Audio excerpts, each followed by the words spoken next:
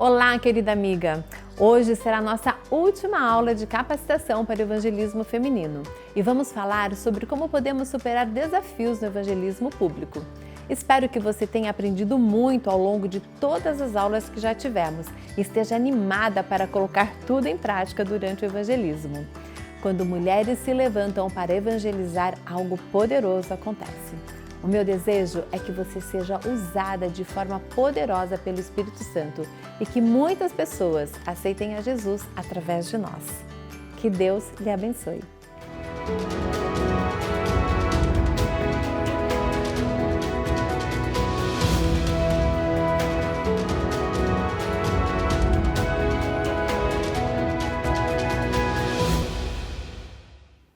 Eu gostaria de começar lendo um texto da Bíblia, um conselho de Paulo a Timóteo, na segunda carta, no capítulo 4, no versículo 5, ele diz assim, olha, tu, porém, sê sóbrio em todas as coisas, suporta as aflições, faze o trabalho de um evangelista, cumpre cabalmente o teu ministério.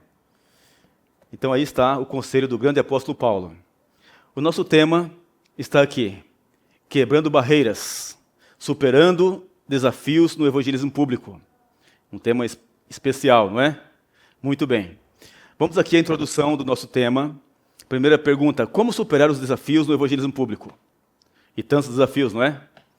Como enfrentar o medo da rejeição e a insegurança ao falar em público? Terceira pergunta, como lidar com as objeções?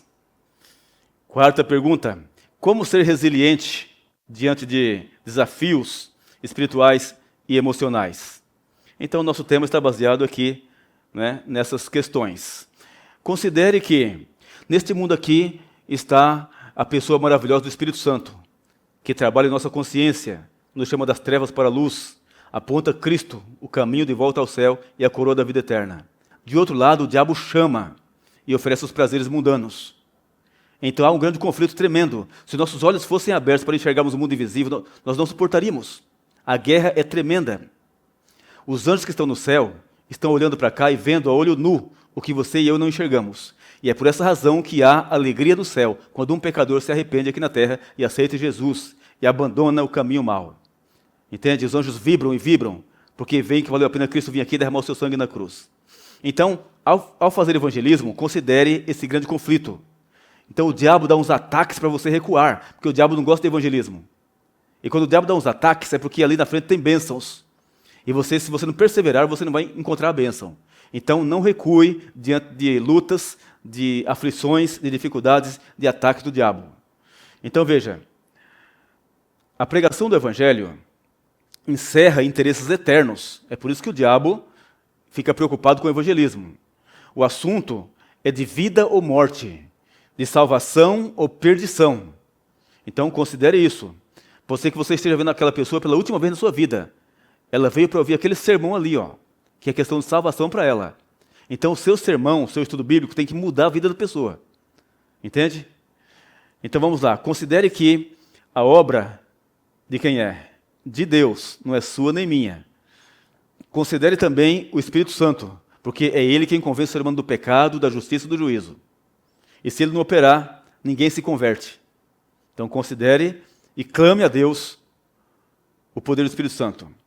Nós somos cooperadores de Deus na sua seara, na sua obra. Entende? Deus é o dono da seara. Em oração, busque o poder do Espírito Santo. Aí está o segredo de todo grande evangelista. Se entregar e buscar o poder. Veja, 7 passos e considerações para a sua segurança na proclamação do Evangelho. Primeiro, todo ser humano é incompleto. Segundo, nós temos o que eles precisam. Terceiro, estude o tema e faça suas anotações. Quarto, estruture o sermão.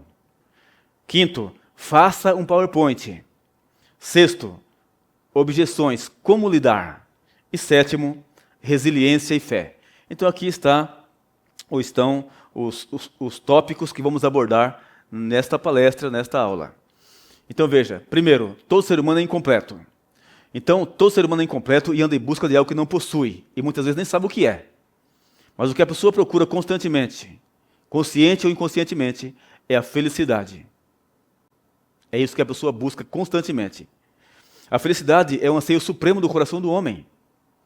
Veja, mas não sabendo onde encontrar, arruína a vida, entra no círculo vicioso e fica preso nas garras do pecado. Ao pensar no evangelismo público, levemos em consideração de que preto, branco, rico, pobre, estudado, analfabeto, crentes, entre aspas, e ímpios, todos têm um vazio no coração. E todos andam em busca da paz e da felicidade. Cada um busca preencher o vazio de um jeito. Veja, uns buscam na bebida alcoólica, outros buscam no cigarro, outros ainda nas drogas ilícitas, na maconha, na cocaína, né, no crack. Outros buscam onde? No sexo. E outros buscam a felicidade aonde? No funk. Veja, outros têm que viajar, viajar, viajar e viajar. Enfim, cada um busca em alguma coisa ou lugar, mas nada desse mundo pode resolver ou preencher o vazio do coração de uma pessoa. Assim, sem medo, com amor, zelo e ousadia, preguemos a mensagem, preguemos a palavra que faça a diferença na vida dessas pessoas. Porque quando elas encontram o caminho de volta ao céu, quando elas encontram o príncipe da paz, aí sim resolve todo o problema. Segundo, temos o que precisam. Veja, nós sabemos e temos o que as pessoas precisam e buscam constantemente. Então lembre-se que você é pregador, você é pregadora, você tem exatamente o que as pessoas precisam. Entende? Não tenha medo. Veja, por isso podemos apresentar o Evangelho com segurança, amor e ousadia. Nós conhecemos o príncipe da paz. Maravilha, né? Aquele que é o caminho de volta ao céu, aquele que é a verdade, aquele que é a vida e vida eterna. Terceiro, estude o tema e faça anotações. Veja, quando você, com oração, estuda o tema, faz suas anotações, você permite ao Espírito Santo ampliar o seu entendimento e lhe dar o quê? Segurança ao apresentar a mensagem. Então, faça suas anotações. Tá? Rabisque aí onde você quiser e puder. Quarto, estruture o sermão. Aqui está outro ponto importante, hein? O sermão ou o estudo bíblico deve ter começo, meio e fim bem definidos. De que forma? Primeiro, a introdução. Segundo, o desenvolvimento. Terceiro, a conclusão. E claro que aqui na conclusão tem que ter o apelo, né? Aqui no desenvolvimento tem que ter o quê? A contextualização que faça a diferença. Então aqui está a estrutura, introdução, desenvolvimento e a conclusão com o apelo. Então note, antes de uma pregação ou antes de um estudo bíblico, é necessário você perguntar para você mesmo: o que eu quero que aconteça na vida da pessoa que vai ouvir essa mensagem? Com esse pensamento, você vai pensar no tema, na mensagem, na explicação, na aplicação na vida da pessoa, na conclusão e no apelo. Daí, faça uma boa introdução, chame a atenção da pessoa, desperte o interesse dela para aquilo que você vai apresentar. Observação. Na introdução, diga o tema que você vai apresentar e levante questões, levante perguntas, tá certo? Sobre o tema que você vai apresentar. Mas na introdução, não explique nada. Ali você vai chamar a atenção da pessoa, sintonizar a mente dela com a sua mente, de acordo com o tema, para que ela fique então ávida e o tema possa encaixar perfeitamente na mente dela. Então, na introdução, você chama a atenção para o tema que você vai apresentar. Você vai só chamar a atenção. A explicação vai ser durante a apresentação da mensagem, onde você vai responder as questões levantadas aonde? Na introdução. Tá certo? No corpo do sermão. No corpo do sermão, você vai explicar o texto biblicamente e aplicar na vida dos ouvintes. Então veja, tem pessoas que pregam um sermão e só quer aplicar e aplicar. Então o sermão vira um chicote. E o púlpito não é lugar de chicote, não. O púlpito é lugar de alimentar o rebanho. Então explica o texto biblicamente, dentro do seu contexto. Aí então você pega os princípios daquele texto e aplica para os ouvintes. Aí sim fica abençoado. Veja, Primeiro você explica, em seguida você aplica. O que é aplicar? É fazer com que a pessoa tome a lição para a sua vida. Bem, na conclusão, veja, na conclusão você repete em linhas gerais o que foi estudado e aplicado. Em seguida você vai para o apelo. Tá certo? O apelo é quando você leva a pessoa a tomar uma atitude, uma decisão sobre aquilo que você ensinou. Então lembre-se, a pessoa não pode permanecer a mesma, tá? Depois do seu sermão ela tem que mudar de rumo. Tá certo? Ela tem que se salvar. Então veja, na conclusão, lembre-se, a pessoa não pode permanecer a mesma depois da sua mensagem. Ela precisa se mexer, precisa ser sacudida e precisa se converter, mudar de rumo. Então veja que a sua mensagem tem que ser de tal forma que ela nunca mais seja a mesma pessoa. Se o seu sermão não sacudir e não fizer com que ela mude de rumo, não valeu nada. Veja, linguagem do apelo. Em um auditório, em uma classe bíblica, você tem 3 tipos de pessoas no auditório, e considere isso aqui. Quais são eles? Os visuais, os áudios e os sinestésicos. Em qualquer auditório que você pregar, temos esses 3 tipos de pessoas. Ó. Veja, os áudios, quem são eles? Aqueles que atendem o apelo visualizando a solução através de quadros mentais. O uso de slides, cartazes, vídeos e diagramas abençoa exatamente essas pessoas que são visuais. Interessante, né? Pois é. Então, você considere isso aqui no seu sermão também, porque você tem pessoas no auditório que são os visuais. Então, repetindo, o uso de slides, cartazes, vídeos, diagramas. Veja, os áudios são aqueles que estruturam seus pensamentos modelando ao redor do quê? Do som. Então, o que abençoa eles? Hinos, mensagens musicais, fundo musical e etc. Então, considere isso aqui também no seu sermão. Os sinestésicos são aqueles que centralizam seus pensamentos ao redor do toque. Então, o que abençoa eles? Eles relacionam bondade com abraço, aperto de mão, tapa nas costas. Entende? São as pessoas sinestésicas. E você tem no auditório. Então, para os 3 tipos de pessoas, como você deve agir na hora do apelo?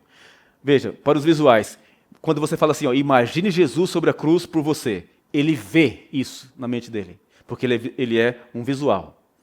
Veja os cravos traspassando-lhe as mãos e os pés, e o sangue escorrendo na fronte, e ele vê. Os áudios, ouça Cristo lhe chamando hoje, e ele ouve. Escute a voz de Jesus dizendo-lhe, vinde bendito meu Pai, e ele ouve Cristo chamando. Para os sinestésicos, ao entregar sua vida a Cristo, receberá aquela paz saudável, aquela alegria interior desejada pela humanidade de todos os tempos. Sinta e receba agora o abraço de Jesus. E a pessoa sente o abraço de Cristo. Né? A paz que você tanto almejou será sua. Receba agora o abraço de Jesus. Então aí você abençoou também os sinestésicos. Quinto, faça um PowerPoint. Então atenção, ó, não coloque o texto bíblico por extenso no PowerPoint, na tela. O povo precisa abrir a Bíblia. O PowerPoint é apenas para evidenciar a resposta ou fixar na mente o que você explicou. Então aqui está uma técnica importante, viu? Veja, você pode colocar apenas a indicação do texto. Por exemplo, Apocalipse 1, verso 3, ou abreviado Apocalipse 1, verso 3. Você pode colocar assim, mas não coloque o texto bíblico na tela. Faça a pessoa abrir a Bíblia e ler. Isso é didático e importante. Veja, exemplo de como fazer o PPT, PowerPoint. Se a pergunta for, quem escreveu a Bíblia, Deus ou os homens? Aí você coloca lá a resposta, ó, 2 Pedro 1, 21. Então a pessoa vai abrir a Bíblia porque já viu lá que está na tela. Aí você lê a Bíblia com eles, explique e dê a resposta. Daí você faz a pergunta novamente no PowerPoint. Você coloca a resposta. Veja, por exemplo, então quem escreveu a Bíblia, Deus ou os homens? Aí você coloca, os homens. Agora, esses homens eram pecadores ou não? Sim, eram pecadores. Agora, qual a diferença? Foram inspirados, dirigidos, guiados pelo Espírito Santo. Então foi escrito pelos homens, mas não é chamada a palavra do homem, é chamada a palavra de Deus. Então você evidenciou aqui, ó, as respostas. Isso ajuda a fixar na mente da pessoa. Você não colocou o texto bíblico, mas você colocou aí as respostas. Vamos agora às objeções e como lidar com elas. Tá certo? Veja, vamos começar falando sobre fortes objeções. São comuns após a apresentação de um tema que mexe com os ouvintes. Então, quando você prega sobre a morte, que é uma doutrina distintiva, que o mundo inteiro tem dificuldade de entender, quando você prega sobre o sábado, que é outro tema difícil, é complicado para o mundo, porque o pessoal não tem conhecimento disso, né? Quando você prega aí, por exemplo, sobre alimentação, certo? Viver saudável, enfim, normalmente mexe com os ouvintes. As fortes objeções revelam a atenção dos ouvintes, então não é coisa ruim. Veja, as fortes objeções revelam o que as pessoas estão pensando. Então considere que é importante. Veja, demonstra o interesse pelo assunto. Tá certo? Agora, como você vê as perguntas? Aí está. Como você vê as perguntas? Se ameaçadoras, pode ignorá-las. Pode sentir-se tentado a respondê-las bruscamente. Não precisa ter medo. Elas são como portas para os corações e mentes. Considere isso aqui. Veja, objeções é a maneira de Deus resolver mal-entendidos. Às vezes, o que um indivíduo pergunta é o que está na mente de outras pessoas no auditório. Entende? Então você tem uma oportunidade aí. Veja, a maneira como se responde à pergunta vai preparar a mente para a decisão e colocá-la contra aquilo que foi indagado. Os 5 R's para as objeções. Qual é o primeiro R? O primeiro R é respeito. Segundo R, repita. Terceiro R, referir. Quarto R, revelar. E quinto R, relembrar. Vamos agora entendê-los. Então vamos aqui. Primeiro R, respeito. Veja, respeite a pessoa. Se você tratar a pessoa com dignidade, tentando entender a origem dela e por que está fazendo aquela pergunta, sua mente ficará mais aberta do que se você for rude em sua resposta. Então, respeito quando a pessoa lhe faz uma pergunta, ou te afronta, te confronta em público. Olha, Jesus é o nosso Senhor e Salvador e Mestre. Embora os escribas e fariseus o colocassem sob tremenda pressão, Jesus mostrou-lhes respeito. E isso é bonito, né? Quando alguém fazia uma pergunta, ele respondia declarando: não estás longe do reino de Deus. Marcos 12, 34. Ellen White, da parte de Deus, né, escreveu: concordai com o povo em todos os pontos em que podeis coerentemente assim fazer. Evangelismo, página 141. Veja, normalmente é importante dizer obrigado por sua pergunta, ou excelente pergunta. Tenho certeza que outras pessoas no auditório se perguntam a mesma coisa. Eu entendo porque você pensa dessa maneira. Essa pergunta já apareceu antes. Por exemplo, você pregou sobre o sábado. Alguém pode perguntar: eu pensei que estavam sob a graça e não sob a lei. Não é necessário guardar o sábado, né? Resposta: obrigado por ser sábio o suficiente para fazer uma pergunta tão importante. Sobre a besta. Você pregou sobre a besta do Apocalipse, por exemplo, né? Uma católica, né, depois de uma pregação sobre a besta, uma católica se levantou e disse: estou confusa, perplexa e perturbada com o que escutei nessa noite. Acredito que a maioria das pessoas aqui está assim também. Com isso que eu ouvi, como que isso que eu ouvi pode ser verdade? Ela perguntou. Não é possível isso aí. Eu poderia ter ficado na defensiva ou tentado a entender por que ela respondeu daquela maneira. Eu sorri e disse: obrigado pela honestidade. Posso te fazer uma pergunta? Você tem vindo todas as noites aqui ou é a sua primeira noite? Ela respondeu: essa é a minha primeira noite. Eu disse: se essa reunião fosse a primeira em que eu estivesse participando, eu provavelmente faria a mesma pergunta que você fez. Então você começou na metade do curso. Então tenha um pouquinho de paciência, né? Veja, espero não termos pressionado você. Posso ver, por suas perguntas, que você é uma pessoa honesta, sincera. Posso me sentar com você em algum momento para lhe dar uma contextualização dos assuntos apresentados nessa noite? Demonstrar respeito pelo indivíduo o desarma e prepara sua mente para quê? Para a recepção da verdade. Então, respeito. Essa mulher me deixou explicar os assuntos por trás da marca da besta, e ela foi à igreja no sábado seguinte. Então, se você souber lidar com a pessoa, né, demonstrando respeito por ela, procurando entender por que ela fez aquela pergunta, vai ser uma bênção para ela. Veja, isso nem sempre acontece, mas você vai ganhar muito mais pessoas se mostrar respeito por elas.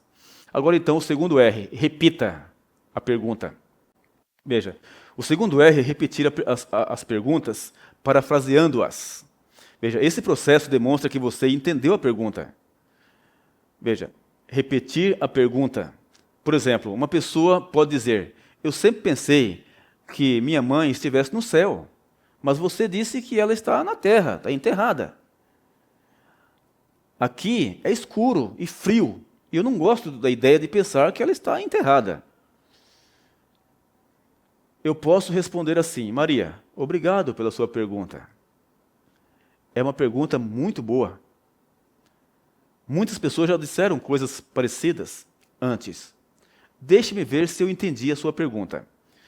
Sua maior preocupação é que você não gosta de pensar que sua mãe está enterrada. Tem medo de que, se você aceitar o que estudamos nessa noite sobre o estado dos que morrem, vai imaginá-la num lugar frio, escuro. É essa a sua pergunta? Repetir a pergunta que alguém faz é de imenso valor. Por quê? Primeiro, isso mostra respeito para com a pessoa que fez a pergunta. Isso quebra o preconceito na mente dela e a deixa saber que você está escutando-a. E o que ela diz é importante para você. Segundo, isso dá à pessoa a oportunidade de clarear o que quis dizer com aquela pergunta. Muitas vezes respondemos perguntas que pensamos que as pessoas perguntaram, quando na verdade eles perguntaram outra coisa. Então, quando você repete a pergunta, entende? É bom para a pessoa e bom para você. Terceiro, repetir a pergunta dá uma segunda chance para o Espírito Santo impressioná-lo com a resposta certa. Já aconteceu de alguém me fazer uma pergunta e eu a repetir, e o Espírito Santo me impressionar com uma resposta. Então isso é muito importante, né, você repetir. Veja, terceiro R, referir. Refira-se a um texto bíblico ou algum assunto que está por vir. O terceiro R é referência. Veja, se a pergunta é sobre o assunto da noite, dê ao indivíduo a referência de um texto em particular. Dê uma resposta curta e continue. No livro A Arte do Testemunho Pessoal, Werner diz o quê? Não são nossos argumentos que Deus prometeu abençoar, mas a sua palavra. Então, sempre baseado na palavra. Dê uma referência, um texto bíblico, né, para que a pessoa possa ler e entender a resposta. Veja, é muito melhor, Ellen White disse assim, da parte de Deus, é muito melhor ler um ou dois textos claros, afirmar e então continuar com a apresentação. Há ocasiões em que suas deslumbrantes mistificações precisam ser contestadas. Quando este for o caso, isso deve ser feito logo e em poucas palavras, e depois deveríamos prosseguir com o nosso trabalho. Então, veja, respostas muito compridas podem confundir a mente e criar desgastes desnecessários. Então, a resposta tem que ser objetiva. Muitas vezes somos tentados a provar demais. Veja, uma resposta sucinta é muito melhor. Suponhamos que uma pessoa diga: como isso pode ser verdade, que quando você morre, não vai imediatamente para o céu? Jesus disse ao ladrão na cruz que ele iria para o céu naquele mesmo dia. Você pode responder assim: muito obrigado pela sua pergunta. Pergunta muito boa. Veja, E aí você mostrou o quê? Respeito. Será que eu estou entendendo que a sua maior preocupação é com o assunto do ladrão na cruz? Então agora você repetiu. Veja, sua pergunta é: se não existe vida após a morte, como Jesus assegurou ao ladrão que ele estaria no paraíso naquela mesma sexta? Veja, repetir e parafrasear. A Bíblia refere-se aproximadamente 1.600 vezes sobre a alma, mas nenhuma vez a Bíblia fala de alma imortal. Em 53 lugares na Bíblia, está escrito que a morte é um sono. Veja, 53 lugares na Bíblia. Vejamos João 20, de 11 a 20 em diante. Então você agora referiu, deu um texto bíblico para ela. Estude um pouco sobre a ressurreição de Cristo e o que ele realmente quis dizer ao ladrão naquele dia. Quando uma pessoa levanta uma questão em público, eu percebo que não posso responder. Quando eu percebo que não posso responder por completo, né?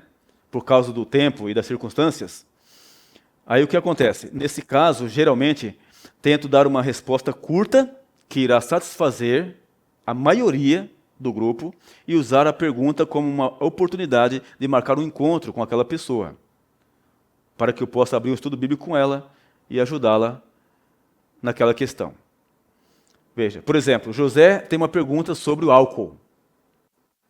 Respeitando-o como um indivíduo, repetindo a questão, me referindo com o uso de textos bíblicos, eu tento respondê-lo. O restante do grupo parece convencido, mas pelo olhar de José, posso dizer que ele não está completamente satisfeito. O que devo fazer? Trabalhar com o José durante 20 minutos e arriscar perder, o auditório? Uma dificuldade adicional é que, quando uma pessoa faz uma forte declaração em público, ela normalmente não irá mudar sua posição publicamente, devido à vergonha. Com cuidado, eu procuro proteger a imagem daquela pessoa. Veja, se José aparentar que a minha resposta curta não foi suficiente, convincente, eu posso responder algo como: José, essa pergunta é tão boa que vou precisar tomar mais tempo para respondê-la bem. Podemos nos ver em algum momento nos próximos dias? Veja, eu estou agora fazendo uma ponte. Talvez possamos marcar um horário para que eu possa responder de maneira completa. A pergunta dele se tornará uma porta para um estudo bíblico pessoal. Minha resposta mostra respeito pelo José. Não entrei em conflito, em debate com ele. Ao mesmo tempo, demonstrei o quê? Preocupação da minha parte para responder a questão de forma completa. Quarto R, revelar. Revele que a resposta virá.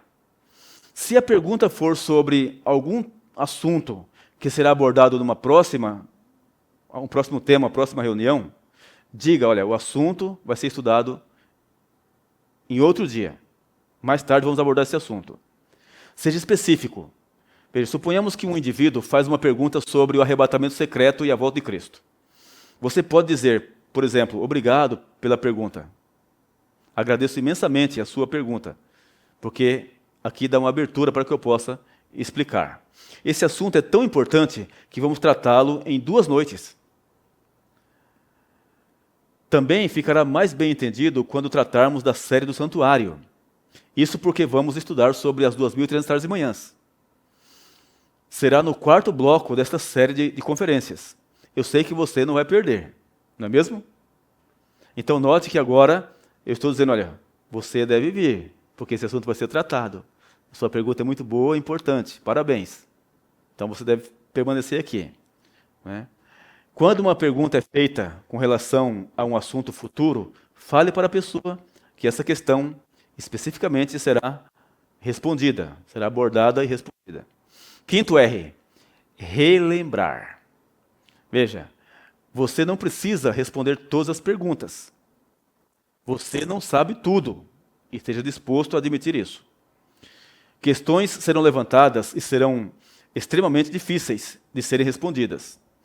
Pode haver perguntas que você nunca escutou antes.